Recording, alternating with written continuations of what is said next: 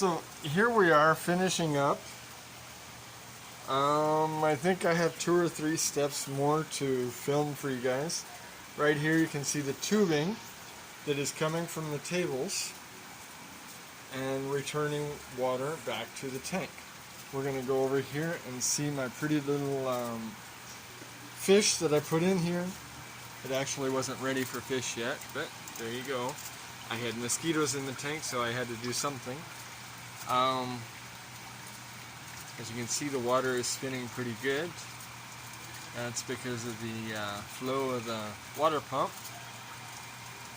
Now, as you can see, the water is going in there. It's actually under the drain line, so I have to get rid of some of the water, but that will work itself out in a few hours. Now, the tubing all runs underneath here from bulkheads that run into these drains. Now, oddly enough, as you can see, the bulkhead isn't leaking, it's the plastic that's leaking. So I'll fix that later. And all these tubes here are about to get cut in half and mounted on this.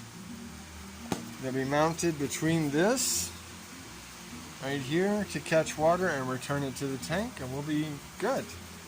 To finish up with this part, we're putting these tanks in, right? As you can see down there, it's pretty dirty. I'm going to clean that out, don't worry. We have these big round tubs up above.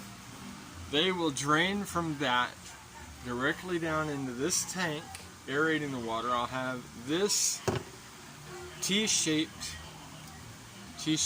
attachment that I've cut drains into, as you can see, that will cause the water to aerate. I'll have it attached right here, and the water will drop down right there. Okay, now the water will go through that drain right there into that tube, and that tube will return the water back to my tank. This is going to be awesome. Okay, well, I'm done for today because I can't get parts because it's Sunday. So I'll talk to you guys later. I'm going to put this on YouTube. Have a good day.